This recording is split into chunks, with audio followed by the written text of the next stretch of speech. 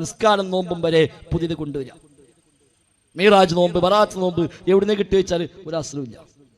മെഹ്റാജ് നോമ്പ് യാതൊരു അസ്ലുമില്ല. ബറാത്ത് നോമ്പിനുള്ള ദുർബലമായ റിപ്പോർട്ടുകൾ ഉണ്ട് വിചാരിക്കാം. മെഹ്റാജ് നോമ്പിന് അതുമില്ല. മെഹ്റാജ് നോമ്പ് റജബ് 27 മെഹ്റാജ് നോമ്പ് എന്ന നോമ്പിന് മാറ്റുണ്ടല്ലോ. ഒരു ഹദീസിലും അങ്ങനെ വിഷയമേ ഇല്ല. ആകെയുള്ളത് വസാലി ഇമാമിന്റെ ഹിയാ ഉലൂമുദ്ദീൻ എന്ന കിതാബില് സനദൊന്നും ഇല്ലാതെ ഒരു വാചകം കൊടുത്തിട്ടുണ്ട്. റജബ് 27 നോമ്പ് നോറ്റാൽ 60 മാസത്തെ നോമ്പിന്റെ കൂലി കിട്ടും. അതിന് മെഹ്റാജ് നോമ്പൊന്നുമില്ല. അത് റജബിലെ ഓരോ ദിവസം നോമ്പ് വയ്ക്കാനുള്ള മഹത്വം പറയുന്നുണ്ട്. ആ കൂട്ടത്തില് റജബ് 27 പറഞ്ഞു മാത്രം, അല്ല മെഹ്റാജ് നോമ്പ് പറഞ്ഞതല്ല. മെഹ്റാജ് നോമ്പ് നോക്കാൻ പറഞ്ഞ ഒരു ഹദീസും എവിടെയും വന്നിട്ടില്ല. ഫിഖഹിന്റെ കിതാബിൽ പോലും അങ്ങനത്തെ ചർച്ചയില്ല. അത് പിൽക്കാലത്ത് വന്നതാണ്.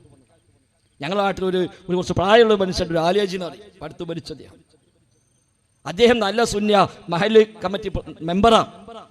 അദ്ദേഹത്തിന്റെ മകനോ അനിയന്റെ മകനോ ഗൾഫിലൊക്കെ പോയി അവിടുന്ന് ദേശത്തൊക്കെ മനസ്സിലാക്കി, ദീനൊക്കെ മനസ്സിലാക്കി, തൗഹീദൊക്കെ മനസ്സിലാക്കി തിരിച്ചിങ്ങനെ വന്ന് അപ്പോഴാ മൂത്താപ്പ ഈ നോമ്പ് നോറ്റിരിക്കണം. അപ്പൊ മൂത്താപ്പ അങ്ങനെ നോമ്പില്ല, അതൊക്കെ പിന്നെ വന്നതാ, അതൊന്നും ശരിയല്ല, സുന്നത്തല്ല. അപ്പൊ മൂപ്പിങ്ങനെ ചൂടായ എന്താ ഇപ്പൊ നമ്മൾ എത്ര കാലം നോക്കുന്നത്, വജ്ജപ്പോൾ വലിയ ആളോ നിൽക്കണ്. ഞാൻ പറഞ്ഞു എടുക്കണം, നിങ്ങൾ പള്ളിയിൽ പോയി ഉസ്താദ് ചോദിച്ചു നോക്കി, പള്ളിയിൽ പോയി ഉസ്താദടുത്ത് പോയി ചോദിച്ചു നോക്കി, ഉസ്താദെ ഇങ്ങനെ നോമ്പുണ്ടോ ചോദിച്ചു നോക്കി. ഉണ്ടെങ്കിലും ഉസ്താദിനോട് പറയാ, എന്നാ അതൊന്നും എഴുതി തരാൻ പറയാം ഹദീസ്. അപ്പൊ മൂപ്പൻ തന്നെ ഭാഷ പള്ളി കമ്മിറ്റി മെമ്പറാണല്ലോ, നേരെ പോയി ഉസ്താദെ ഓ അങ്ങനെ പറയുന്നുണ്ട്, ഈ നോമ്പൊന്നും ഇല്ലാന്ന്. അജയ നോമ്പില്ലാതെ അത് വഹാബികളൊക്കെ പറയുന്നതാണ്, നിങ്ങളതൊന്നും എഴുതി തരിക ആ ഹദീസ് കാരണം. ആയിക്കോട്ടെ, അത് ഞാൻ എഴുതി തരാം, നിങ്ങൾ തൽക്കാൻ പോയിക്കോളി, 2 ദിവസം കൊണ്ട് തരാറ്. ആയിക്കോട്ടെ, മൂപ്പക്ക് സമാധാനമായിട്ട് പോകുന്നു. പേരോട് പറഞ്ഞു 2 ദിവസം കൊണ്ട് തരാണ്.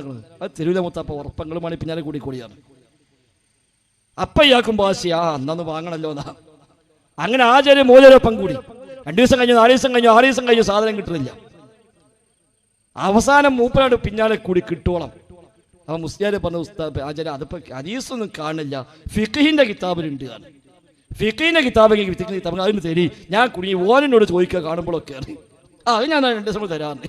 അത് 2 ദിവസം 4 ദിവസം 8 ദിവസം കഴിഞ്ഞിട്ട് അതും കിട്ടില്ല. അപ്പൊ ഇയാളും ഭാഷ ഒപ്പാട് കൂടി എനിക്ക് കിട്ടാതെ പോകില്ലാന്ന്. അപ്പം ഉസ്താദിന് ആചാര്യ എന്തായാലും ഇപ്പൊ നോമ്പല്ലേ, ഇനിയിപ്പോ എവിടെ ഇല്ല ആചാരിക്ക, എന്താ ഇപ്പൊ നോമ്പ് വെച്ചാലും വെച്ച്. അതിന് എന്നെ കിട്ടൂല, ഇതാണ് പഠിപ്പിന്, അതിന് എന്നെ കിട്ടൂലാന്ന്. മുപ്പരോട് പോന്നു, നിർത്തി. അവിടുന്ന് രാജിച്ചു. മുപ്പത് നേരെ വഹാബിയായിട്ട് മാറി. മുപ്പര് ബുക്ക് എഴുതി, സാധാരണക്കാരൊരു പുസ്തകം എഴുതി, ഒരു 10, 500, 300 പേജുള്ള വലിയൊരു ബുക്ക് എഴുതിയിട്ട് എൻ്റെ അടുത്ത് കൊണ്ടുവന്നു. നിങ്ങളൊന്ന് വായിച്ച് പരിശോധിച്ചിട്ട് ഇറക്കാൻ പറ്റുമെങ്കിൽ ഇറക്കിക്കാൾ, അല്ലെങ്കിൽ വേണ്ടാറ്. അപ്പൊ ബുക്കിന്റെ ഫസ്റ്റ് പേജ് എന്താ അറിയോ? വഹാബികളുടെ പുസ്തകങ്ങൾ വായിക്കുകയോ പ്രസംഗം കേൾക്കുകയോ ചെയ്യരുത്, എന്തുകൊണ്ട്? ഈ പുസ്തകം വായിച്ചാൽ ഉത്തരം കിട്ടും. അതാണ് ഫസ്റ്റ് പേജ്. അപ്പൊ എന്താ ഞാനും വെച്ച് എന്താ പറഞ്ഞ ബുക്ക്. അപ്പൊ സംഭവം എന്താ, ഉള്ളിലേക്ക് വേൾഡ് പുസ്തകമൊക്കെ കേട്ടാല് ഉസ്താദന്മാർക്ക് ക്ഷീണമാണ്, അതോട് കേൾക്കാൻ പാടില്ല. അതാ ആ സാധു മരിച്ചു പോയി, പഠിച്ചോ പുറത്തെടുക്ക. അപ്പൊ ഇത്ര ഒന്ന് പിന്നാലെ കൂടിയാൽ മതി. ഓരോ വിഷയം ഒന്നാണ് ചോദിച്ചാൽ സംഗതി ഒക്കെ ക്ലിയറാവും. നമ്മളെ ഇവിടെ കോട്ടക്കലെടുത്ത് തെന്നല പ്രദേശത്ത് അവിടെ ഒരു ചെറിയ നിസ്കാര പള്ളിയുണ്ട്. നേരെ മുന്നത്തെ പരിയുള്ള ആള് വഹാബിയ. അപ്പൊ ഓനെ മര്യാദക്ക് പള്ളിക്ക് നിസ്കരിക്കാൻ ഉണ്ടാവുള്ളൂ, മറ്റു പലരും ബന്ധെങ്കിൽ വന്നു, അത്രേ ഉള്ളൂ. ഓനും ഉസ്താദും ഇങ്ങനെ ഉണ്ടാവും, ചിലപ്പോൾ 1-2 വന്നെങ്കിൽ അത്രേ ഉള്ളൂ, ചെറിയ പള്ളിയാണ്. അപ്പൊ നിസ്കാരം കഴിഞ്ഞ് ഇയാൾ സുബ്ഹാനല്ലാഹ് അൽഹംദുലില്ലാഹ് അല്ലാഹു അക്ബർ ഒക്കെ ചെല്ലുമ്പോൾ ഇവനും ഒപ്പം കുത്തിർക്കും ബാവുട്ടിനാ പേര്. അത് കഴിഞ്ഞ് അവസാനം അഫ്ദലുൽ ദിക്ർ എന്ന് പറഞ്ഞ 10 ചെല്ലുമ്പോൾ അങ്ങോട്ട് പോരും. അപ്പോൾ ഒരു ദിവസം ഉസ്താദ് അങ്ങനെ നിസ്കാരത്തിന് ശേഷം അങ്ങനെ അഫ്ദലുൽ ദിക്ർ 10 ചെല്ലാൻ പ്രത്യേകിച്ച് തെളിവില്ലല്ലോ, എന്തിനാ നിങ്ങൾ തെളിവില്ലാത്ത? വേറെ ആരും അമ്മാണ്ടാളേ ഉള്ളൂ, പിന്നെ വേറെ എന്തിനാ ഇല്ലാത്ത നിങ്ങൾ ചെയ്യണത്? അതൊക്കെ ഉണ്ട് പറഞ്ഞു. ഉണ്ടെങ്കിൽ തന്നാൽ അപ്പൊ എനിക്കും ചെല്ലാലോ പറഞ്ഞു. അങ്ങനെ ഉണ്ടെങ്കിൽ നിങ്ങൾ തന്നാൽ എനിക്കും ചെല്ലാം, ആയിക്കോട്ടെ ഞാൻ തരാറിന്. അങ്ങനെ ഈ പറഞ്ഞ പോലെ തന്നെ ഇത് കിട്ടണില്ല. ഇവ ഒപ്പം കൂടി കിട്ടണുണ്ടെങ്കിൽ നമുക്ക് ചെല്ലാലോ, ഇവിടെ നഷ്ടപ്പെടുത്തുന്ന ആവശ്യമില്ല. ഇവൻ കാണുമ്പോഴൊക്കെ ചോദിക്കും, ഉസ്താദെ കിട്ടിയോ കിട്ടിയോക്കും. ഇല്ലാതെ ഞാൻ നോക്കാൻ പറ്റിയിട്ടില്ല, നേരം കിട്ടിയിട്ടില്ല, ഞാൻ നോക്കിയിട്ട് തരാറ്. ഒരു 3-4 ദിവസം പോയപ്പോൾ പിന്നെ ഇവനെ കണ്ടപ്പോൾ ഉസ്താദ് മാറാൻ തുടങ്ങി. പിന്നെ ഒരു ദിവസം രാവിലെ പള്ളി കമ്മിറ്റി പ്രസിഡന്റ് ഇവന്റെ പെരീക്കല്ലേ, ബാവുട്ടി എനിക്ക് മാണ്ടി ചെല്ലണ്ട, അയാളെ ഇടങ്ങാറാക്കണ്ട.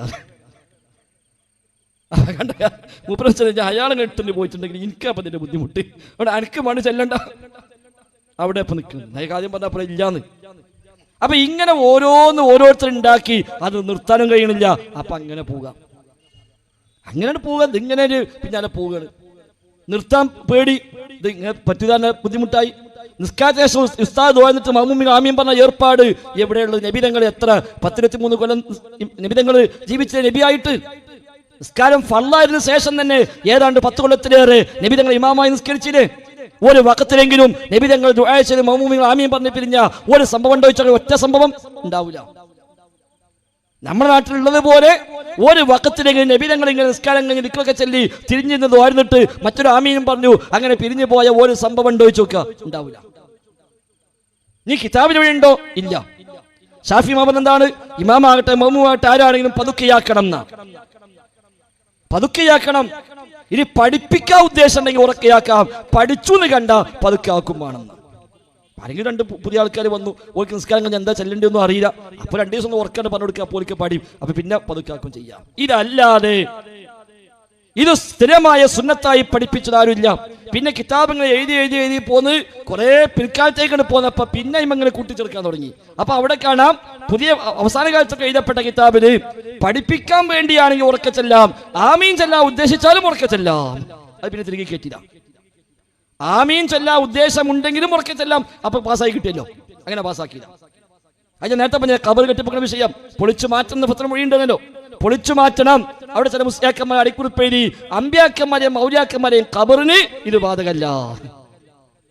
അല്ലാത്തത് ഇവിടെ ആരാ കെട്ടല്? നാടന്മാരെ ഖബറാരും കെട്ടിപ്പൊക്കലില്ലല്ലോ. അപ്പൊ ഇങ്ങനെ ഓരോരുത്തരുടെ ഭാഗം പിന്നെ തിരികെ കയറ്റിയിട്ട സഹോദരങ്ങളെ ഇതൊക്കെ ഇവിടെ പാസ്സാക്കി എടുക്കുന്നത്. അപ്പൊ അതൊന്നും ദീനുമായി ബന്ധമുള്ള ആചാരങ്ങൾ.